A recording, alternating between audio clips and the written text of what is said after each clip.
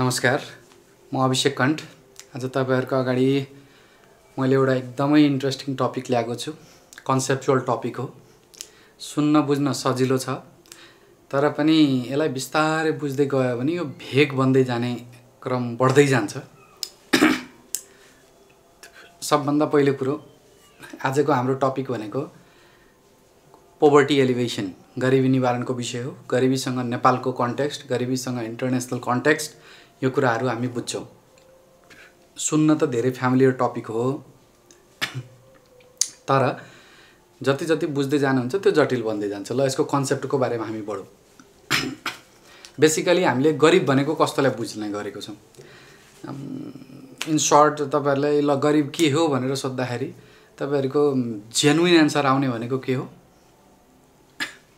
खाना लाउन पुग्दैन, बेसिक रिक्वायरमेन्ट्स फुलफिल गर्न नसक्ने, जुन हाम्रो फुड सेल्टर एन्ड क्लोथ छ, घाँस बास कपास छ, त्यति पूरा गर्न नसक्ने अवस्थामा त्यो व्यक्तिलाई हामी के भनिदिन्छौँ? व्यक्ति गरिब छ भनेर ट्याग दिन्छौँ।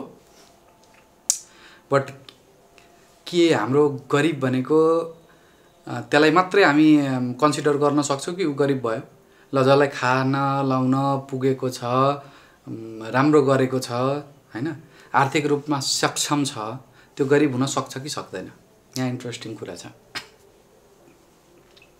अहिलेसम्म हामीले गरिबको कन्सेप्ट भनेको आर्थिक पाटो मात्रै फोकस गरेर बुझ्ने गरेको छौँ।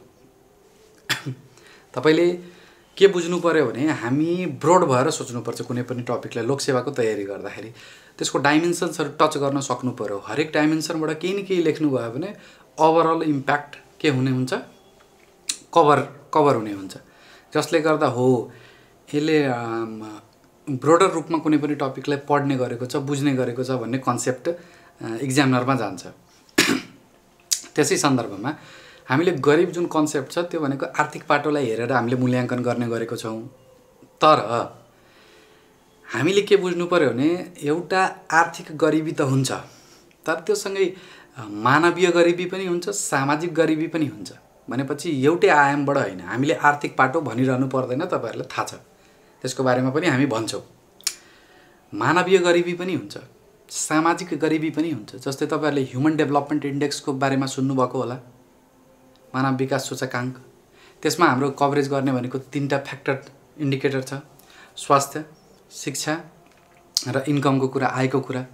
यो 3टाले त्यसको मेजर डिटर्मिनेन्ट हो कुनै पनि व्यक्तिको ओभरअल मूल्याङ्कनको लागि, हैन। त्यस्तै सामाजिक गरिबीको पनि कुरा आउँछ, जुन हाम्रो अहिलेको कन्सेप्ट छ समावेशीकरणको कुरा। हामी मूलधारमा मेन स्ट्रिमिङ गर्न खोज्दैछौँ। जनताहरूलाई पिछडिएका, पछाडि पारिएका वर्गहरूलाई मेन स्ट्रिमिङ गर्ने। त्यो पनि हाम्रो संविधानले पनि के गर्ने गरेको छ? मूल स्ट्रिमिङ गर्ने गरेको छ। भनेपछि गरिबीको जुन हाम्रो न्यारो कन्सेप्ट छ नि, आर्थिक पक्ष मात्रै समेट्ने, त्यसलाई हामी के गरौँ? अलि ब्रोडर सेन्समा आर्थिक गरिबी पनि कन्सिडर गरौँ, मानवीय गरिबीको आधारमा पनि कन्सिडर गरौँ, र फाइनली सामाजिक गरिबीको आधारमा पनि त्यसलाई डिफाइन गर्न सक्नु पर्यो। यही तिनै पक्षलाई समेटेर गरिबी निवारण कोष ऐन 2063 ले गरिबीको डेफिनिसन दिएको छ। सो तपाईहरुलाई गरिब भनेको के हो भन्दाखेरि डिफाइन गर्नु पर्यो भने त्यसलाई हामी यसरी डिफाइन गर्न सक्छौँ। गरिब भन्नाले नेपाल सरकारले निश्चित मापदण्ड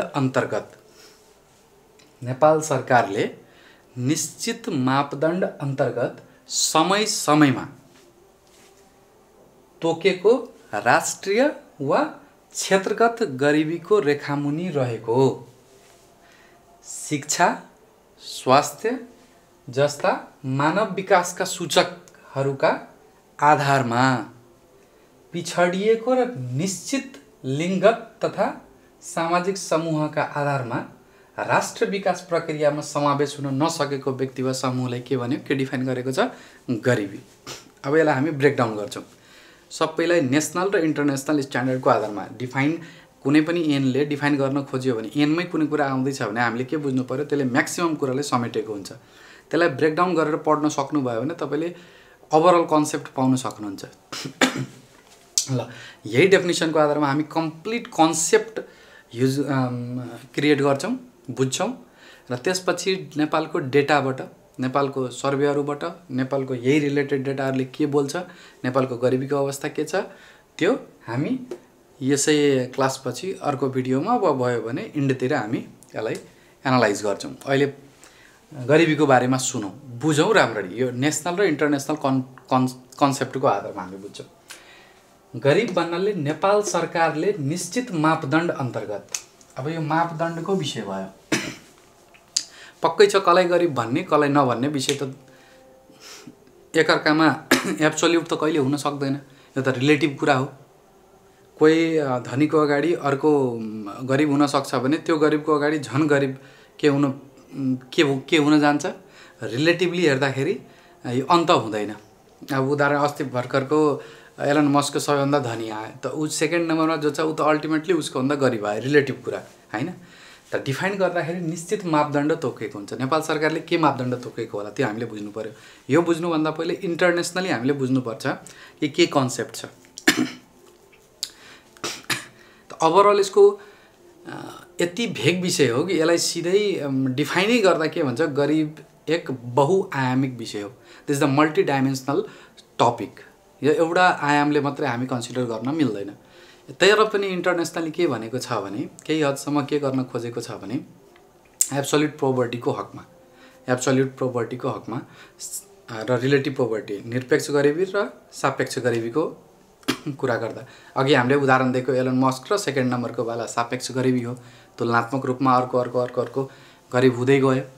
त्यस्तै निरपेक्ष गरिबीको हकमा, एक्सट्रिम पोभर्टीको हकमा के हुन्छ भने इन्टरनेसनली वर्ल्ड ब्याङ्कले के भनेको छ, आजको डेटमा 2015 पछिको डेटमा के भनेको छ भने प्रत्येक दिन यदि कुनै व्यक्तिले $1.9 भन्दा कम अर्न गरिरहेको छ आर्थिक पाटोबाट,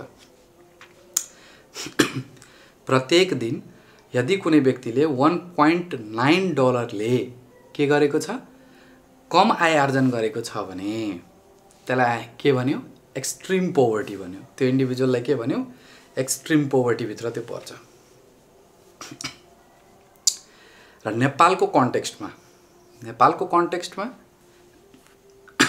इन्कम भन्दा पनि क्यालोरी इन्टेकको आधारमा, के को आधारमा, क्यालोरी, खाना खान्छ हामी, प्रत्येक खानामा कुनै न कुनै किसिमले क्यालोरी हुन्छ, except water 0 calorie, kilo calorie. So हामी के गर्छौँ, अब हामी जुन दैनिक जीवनयापन गर्न जे खाना खान्छौँ हरेकमा के हुन्छ, हरेकमा किलो क्यालोरी हुन्छ। नेपालको मापदण्डले के भन्छ, जो व्यक्तिले प्रतिदिन 2256 किलो क्यालोरी इन्टेक गर्न सक्यो, त्यो एक लेभल माथि हो भनेपछि त्यसलाई गरिबी रेखा मुनि रहेको जनसङ्ख्याभित्र कन्सिडर गरिँदैन। त्यो कुरा हामीले बुझ्नु पर्यो। सो नेपालको मापदण्ड जुन भन्यो, नेपालको मापदण्ड बुझ्नुभयो, यसलाई भन्छ उपभोग खर्च। नेपालको कन्टेक्स्टमा यही उपभोग खर्चमा गरिबी मापन गर्नु नै औपचारिक माध्यम हो। के मेजरमेन्ट गर्नु, गरिब मेजर गर्नु। अर्को कुरा भनेको चाहिँ अन्तर्गत समय समयमा तोकेको। समय समयमा तोकेको भनेको सदैव एउटै मापदण्ड त हुँदैन, किनभने कि ग्लोबलाइजेसनको कारणले गर्दा प्रतिदिन रिक्वायरमेन्ट, बेसिक रिक्वायरमेन्ट चेन्ज भइरहेको कारणले गर्दा इन्टरनेसनली पनि यो मापदण्ड फरक भइरहेको हुन्छ। जस्तै वर्ल्ड ब्याङ्कले $1.9 जुन अहिले कन्सिडर गरेको छ त्यो 2000 AD मा कति थियो, $1 थियो। 2008 मा कति थियो, $1.25 थियो। र आजको डेटमा हेर्दाखेरि त्यसैलाई इन्टरनेसनली कति भनेको छ, $1.9 भनेको छ। भनेपछि समय समयमा जुन कुरा उठायो, यो समय समयमा भन्नाले ड्यु टु चेन्जिङ कन्टेक्स्ट, हाम्रो जुन ग्लोबलाइजेसनले गर्दा छ र ह्युमनको बेसिक रिक्वायरमेन्ट बढ्दै गइरहेको अवस्थामा यो के हुने विषय हो, परिवर्तन भइरहने विषय हो। त्यही भएर समय समयमा निश्चित मापदण्ड नेपाल सरकारको बुझिसक्नुभयो, समय समयमा त्यो पनि बुझ्नुभयो। राष्ट्रिय वा क्षेत्रगत गरिबीको रेखामुनि रहेको। अब के छ भने अहिले भर्खर त हामी फेडरलिजममा गयो, संहितामा गएको छौँ, 7वटा प्रदेशमा डिभाइड भएको अवस्था छ। पहिलो पटक चाहिँ नेपाल जीवनस्तर सर्वेक्षण जो भर्खर भएको अवस्था छ 79-80 मा यो चौथो सर्वेक्षण हो। यसले पहिलो पटक प्रदेशको गरिबी मूल्याङ्कन गर्यो। पोभर्टी म्यापिङ भन्छ नि जुन हामी गरिबी म्यापिङ गर्नु कहाँ कहाँ के छ। त यो फ्युचरिस्टिक हो यो विषय। त अहिले भर्खर यो जीवनस्तर सर्वेक्षणमा के आयो, पहिलो पटक गरिबीको म्यापिङ गरियो। त्यसअनुसार डेटाले के भन्छ भने गण्डकी प्रदेशमा सबभन्दा कम गरिबी रहेको अवस्था छ भने सबभन्दा बढी गरिब भनेको सुदूरपश्चिमतिरको तथ्याङ्कले देखाएको अवस्था छ। अब बल्ल मापदण्ड सेट हुँदैछ वा भनौँ एकपटक नेपाल सरकारले लिएको लक्ष्य पुरा भइसकेपछि त्यसलाई पक्कै पनि क्षेत्रगत रूपमा पनि तोकिन्छ, प्रादेशिक हिसाबले पनि तोकिन्छ। जस्तै कोही गण्डकीमा छ भने त्यसको लागि अलग क्याटेगोरी होला, कोही सुदूरपश्चिममा छ भने उसको लागि फरक क्याटेगोरी होला टार्गेट सेट गर्ने बेसिसले। त राष्ट्रिय गरिबी मापदण्ड एउटा भयो र क्षेत्रगत गरिबीको हिसाबले विभिन्न जटिलता होला, त्यहाँ कसैको भौगोलिक अवस्था उ छैन, आय आर्जन गर्ने अवस्था छैन, विभिन्न लगायतका कुराहरू। त्यसपछि अब अहिलेसम्म हामीले यहाँ जुन कुरा गर्यौँ माथि, यो हाम्रो यो पाटो भनेको आर्थिक गरिबीको पाटो हो। हामीले यहाँदेखि जुन यहाँसम्म डिफाइन गर्यौँ गरिबी रेखा मुनि रहेको भन्ने विषय, यसले कुन गरिबीलाई विश्लेषण गर्दैछ किनभने के किलो क्यालोरी इन्टेकको कुरा गर्यौँ, यो विषय केसँग सम्बन्धित भयो, आर्थिक गरिबीको विषय भयो। यो डेफिनेसनले यति भन्यो। त्यसपछि शिक्षा, स्वास्थ्य जस्ता मानव विकासका सूचकहरूका आधारमा अब कुन गरिबीको कुरा गर्दैछ यसले, मानवीय गरिबी, मानवीय गरिबीको कुरा गर्दैछ। किनकि ह्युमन डेभलपमेन्ट इन्डेक्सको 3टा फ्याक्टर के शिक्षा, स्वास्थ्य र आय, इन्कम। प्रत्येक व्यक्तिको इन्कम कति छ, स्वास्थ्यको अवस्था के छ, कुपोषित छ कि सुपोषित छ, मृत्युदरको आधारमा हैन, लगायतका फ्याक्टरले, शिक्षा भर्ना दर कति छ लगायतका कुराहरूले, साक्षरताको अवस्था के छ लगायतका कुराहरूले के डिफाइन गर्छ उसको इन्डिभिजुअल एचडिआई को भ्याल्यु। जुन एचडिआई को भ्याल्युको बारेमा तपाईहरुले जानकारी होला, ह्युमन डेभलपमेन्ट इन्डेक्स 0 to 1 को बिचमा हुन्छ। नेपालको अहिलेको तथ्याङ्क हेर 0.601 अहिलेको डेटाले भन्छ, जुन मोडरेट किसिमको छ, न खराब न धेरै राम्रो, सुधार गर्नुपर्ने विषय पक्कै पनि छ। मानव विकासका सूचकका आधारमा अब यो सूचकले के भन्छ त, यो त इन्डिभिजुअल ठाउँ-ठाउँको निकाल्न सकियो, ओभरअल एभरेज भ्याल्यु हो यो कन्ट्रीको। यस आधारमा कोही व्यक्ति गरिब छ छैन भनेर हेर्न सकिन्छ, त्यसको स्वास्थ्यको अवस्था हेरेर, शिक्षाको अवस्था हेरेर हैन, र अर्को इन्कमको अवस्था हेरेर। त यसमा हामी स्वास्थ्य, शिक्षा लगायतका उसको जीवनस्तर, लिभिङ स्ट्यान्डर्डको आधारमा के गर्न सक्छौँ, क्याटेगोराइज गर्न सक्छौँ यो मानवीय गरिबीको विषय। त्यसपछि आधारमा पिछडिएका, पछाडि परिएका र निश्चित लिङ्गगत तथा सामाजिक समूहका आधारमा राष्ट्रिय विकास प्रक्रियामा समावेश हुन नसकेको व्यक्ति वा समूह। अब कसलाई भन्यो, जो पछाडि परेको छ, पारिएको छ, संविधानमा पनि देख्नुभयो होला, पछाडि परेका, पारिएका, धर्म, वर्ग, लिङ्ग, जात, जाति लगायतका विभिन्न क्याटेगोरी छ, जसलाई राज्यबाट के चाहियो, अलिकति सपोर्ट पनि चाहियो हैन, विकास प्रक्रियामा ल्याउनु पनि आवश्यक छ। जस्तै महिला सशक्तिकरणको कुरा आउँछ, अहिलेको कन्टेक्स्टमा हामी हेर्दाखेरि महिलालाई इम्पावर गर्नलाई 33% को जुन रिजर्भेसनको कुरा गरेको छ त्यो पनि के भयो, एक हिसाबले कतै न कतै मेन स्ट्रिमिङ गर्न खोजेको हो, महिलालाई त्यसरी मेन स्ट्रिमिङ गर्न खोजेको। अपाङ्गता भएका व्यक्तिलाई त्यही अनुसारले सामाजिक सुरक्षा लगायतका निश्चित रिजर्भेसन कोटाबाट के गर्ने गरिएको छ, राज्यले विकास प्रक्रियामा हैन इन्क्लुड गराउन खोज्दैछ। यो भनेको कस्तो गरिबीको कुरा गर्दैछ यहाँ, सामाजिक गरिबीको। यदि मानौ म खाना लाउन बस्न सबै पुगेको छ, त्यसमा समस्या छैन, तर विकास प्रक्रियामा, डिसिजन मेकिङ प्रोसेसमा यदि मैले कन्ट्रिब्युसन गर्न सकिरहेको छुइनँ भने के म गरिब होइन त हो। यदि ब्रोडर डाइमेन्सनमा जानुभयो भने तपाईँ पक्कै पनि गरिब हो हैन। यस विषयमा भन्नुपर्दा त्यसो भए हाम्रो यो जुन कन्सेप्ट छ नि आर्थिक गरिबी, सामाजिक गरिबी र मानवीय गरिबी, यो भनेको ओभरअल यसले के भन्छ कि गरिब भनेको एउटा सिंगल डाइमेन्सनबाट आर्थिक पक्षबाट मात्रै हेर्ने हैन, यसलाई के गर्नु पर्यो मल्टी डाइमेन्सनबाट हेर्नु पर्यो।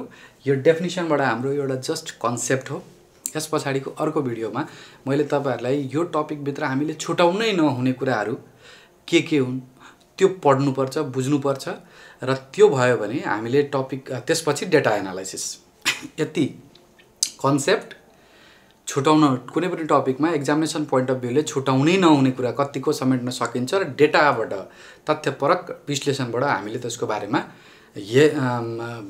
जब तपाईले कुनै पनि विषयवस्तुलाई तथ्याङ्कमा लिएर जान सक्नुहुन्छ भने एक लेभल अप भएको अवस्था हुन्छ। त्यो त्यति बुझ्नु पर्यो र एक्जामिनरको पनि त्यही अनुसारको कन्सेप्ट क्रिएट हुन्छ तपाईको कपी प्रति। त्यही भएर कुनै पनि टपिकमा यो तीनटा कुरा कन्सेप्ट, छुटाउनै नहुने विषय र डेटा यदि त्यो रिलेटेड छ भने यो तीनटा तयारी गरेर जानु तपाईले 100% क्र्याक गर्न सक्नुहुन्छ। यो एउटा एक लेभलको कन्सेप्ट जुन क्रिएट भयो त्यसपछि थप हामीले अर्को भिडियोमा मैले तपाईहरुलाई छोड्नै नमिल्ने टपिकहरु जस्तै गरिबीको विषयमा नेपाल कसरी अगाडि बढ्दैछ, गरिबीको विगतमा के प्रयास गरियो, कहिलेदेखि प्रयास गरिएको छ, किन सक्सेस भएन हैन, त्यो पछाडीको कारण के हो, गरिब अहिलेको वर्तमान नेपालको जनसंख्या कति प्रतिशत गरिब रेखा मुनि रहेको अवस्था छ, टार्गेट कति थियो, कति छ लगायतका विषयहरु विभिन्न तपाईलाई एसडीजी को कुराहरु त्यहाँ हामी पढ्छौं। त्यहाँ तपाईको पोभर्टी म्यापिङको कुरा गर्छौं, नेपाल सरकारको कमी लगायतका विभिन्न छ। त्यो अर्को भिडियोमा म हाल्छु ल। हस्, थ्यांक यू।